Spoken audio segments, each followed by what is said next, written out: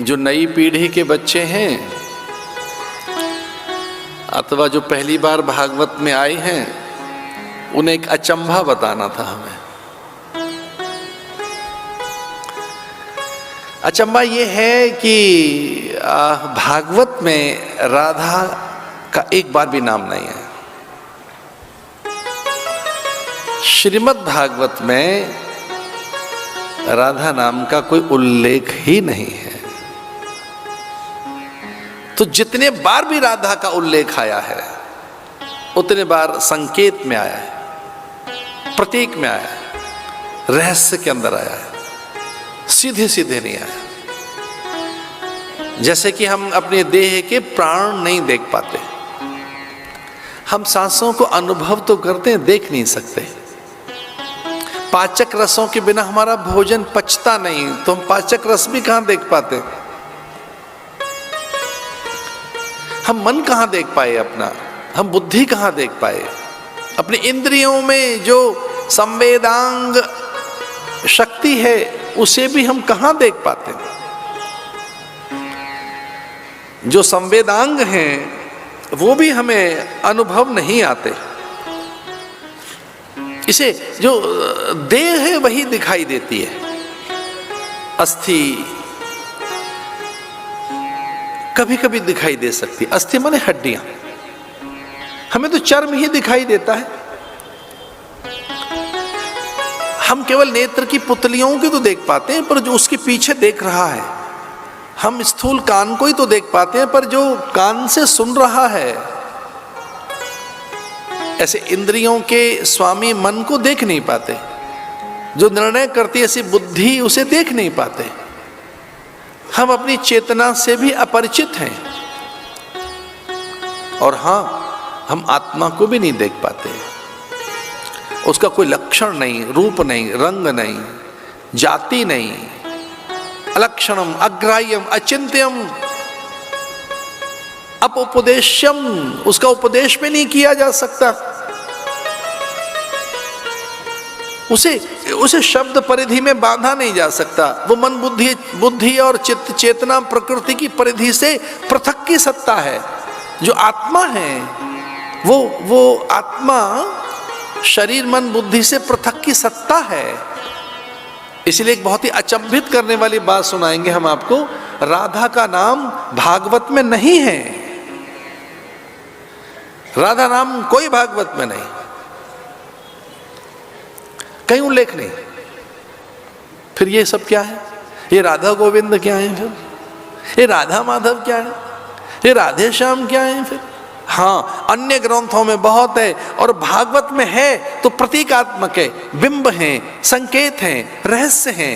जैसा मैं अभी आपसे प्रार्थना कर रहा था कि देह तो दिख सकती है, कई बार अस्थि नहीं दिखती। अस्थि भी दिख सकती है तो मज्जा अथवा वो मैद अथवा धातुएं, पाचक रस हमें नहीं दिखाई देते, अथवा मन बुद्धि और आत्मा से हम परिचित नहीं होते।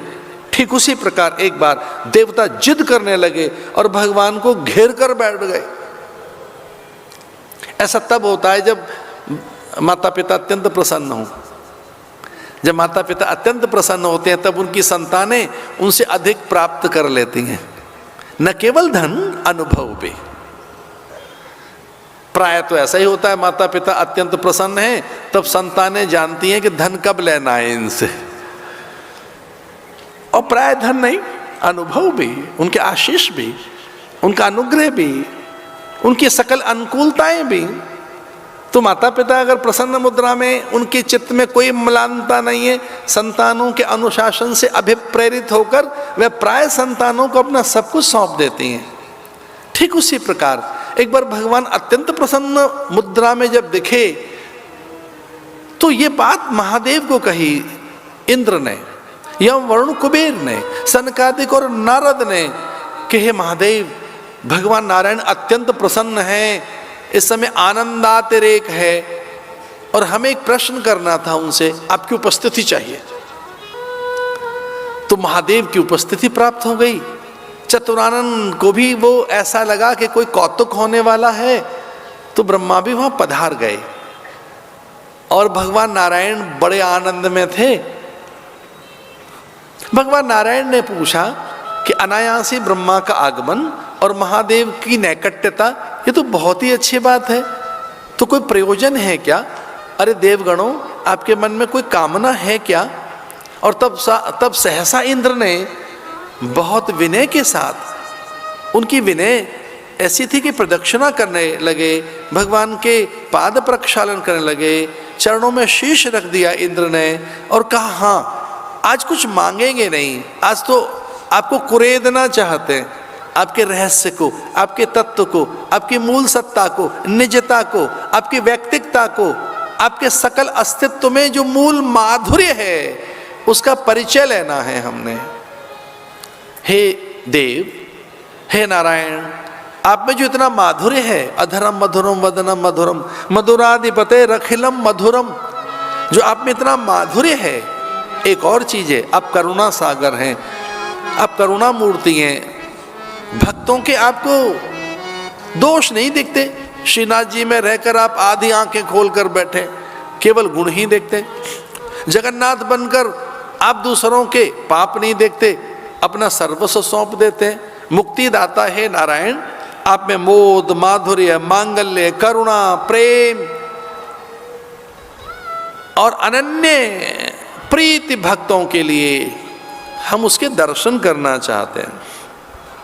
हम मूलतः आपका स्वभाव देखना चाहते हैं, हम आपके स्वभाव के दर्शन करना चाहते हैं।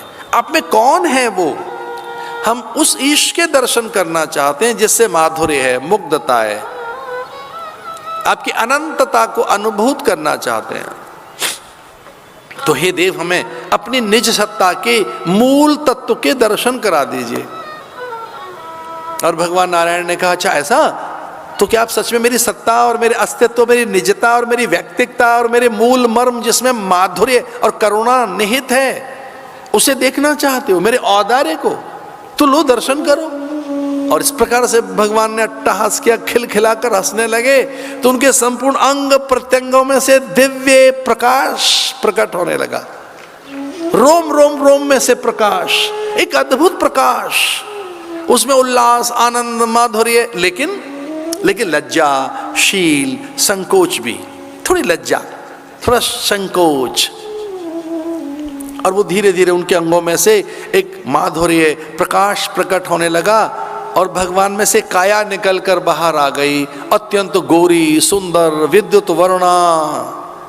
विद्युत माने बिजली की सी चमक, विद्युत वर्णा, इतनी सुंदर, इतनी सौम्य, बालेंदु जैसे सूर्य उगता हो, अद्भुत उसके रक्त चरणाम्बिका, ऐसे सुंदर चरण, बहुत ही सुंदर शोभा, अद्भुत अप्रतिम सौंदर्य, माधुर्य। एक षोडशी कन्या भगवान में से प्रकट हो गई, एक रूपसी, रूपधाम, एक कल्याणी, मधुरा, मंगला, वो नित्या, ऐसे भगवान में से उनकी सत्ता बाहर निकल गई। और ऐसा लगा कि सच में जो कुछ था यही है। तो सब देवताओं ने पूछा कि ये कौन है? तो भगवान ने कहा ये मेरा आनंद है, माधुर्य है, रचना है, शील है, इन्हीं से सृजन करता हूँ, यही मेरी माया है, ये मेरी आत्मा है, यही मेरा सर्वस्व है। और न केवल ये मेरी सेविका हैं, ये मेरी स्वामिनी भी हैं, क्योंकि इनसे ही मैं सब कुछ पाता हूँ, मैं इन्हीं को भजता हूँ। ये हैं कौन? तो उन्होंने कहा ये ललिता राजेश्वरी पराम्बिका, ये जो परासत्ता है, ये मेरी आराध्या भी हैं, ये मेरे भीतर भी रहती हैं, पर इनका नाम क्या है? तो भगवान ने कहा इनके बिना मैं आधा हूं, इसलिए ये राधा हैं, ये राधा हैं, राधा, ये राधा हैं, यही मेरी शक्ति, स्वामिनी, काम केले प्रदा, एक धीरा, क्षम्या, मौना है। ये प्राय मौन रहेंगी, देती रहेंगी, बताएंगी नहीं, जताएंगी नहीं। ये धीरा हैं, गंभीरा हैं, क्षम्या हैं, ये प्राय क्षमा करती रहती हैं, करुणाशीला हैं, इनका स्वभाव करुणा का है। गंभीरा, ये गंभीर भी है कौन? राधा है। तो महादेव ने पूछा कि अब ये प्रकट तो हो गई, अब किस लोक में जाएंगी?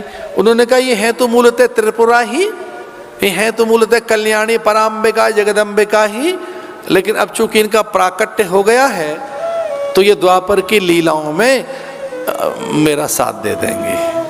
तो वो राधिका जी ऐसे, संकेत वन में ब्रह्मा ने उनका विवाह करा दिया था महादेव की उपस्थिति में, और ऐसे राधिका मौन रही, भागवत में उल्लेख नहीं।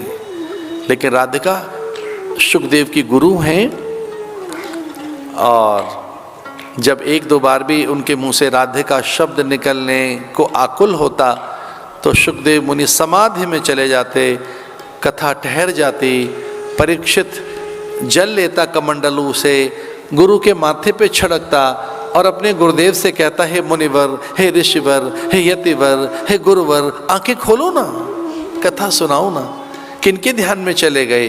तब शुकदेव मुनि कहते थे, मैं राधा के गुरु के ध्यान में खो गया, क्योंकि वो आनंद है, प्रेम है। इसलिए मर्यादा रखते हुए शुकदेव मुनि ने अपने गुरु का नाम नहीं लिया। ये मर्यादा थी कि उसके प्रकाश, उसके भाव, उसके आनंद, उनकी करुणा और उनके अनुग्रह का तो वो नाम लेते रहे, लेकिन उन्होंने सीधे सीधे राधा का नाम नहीं लिया।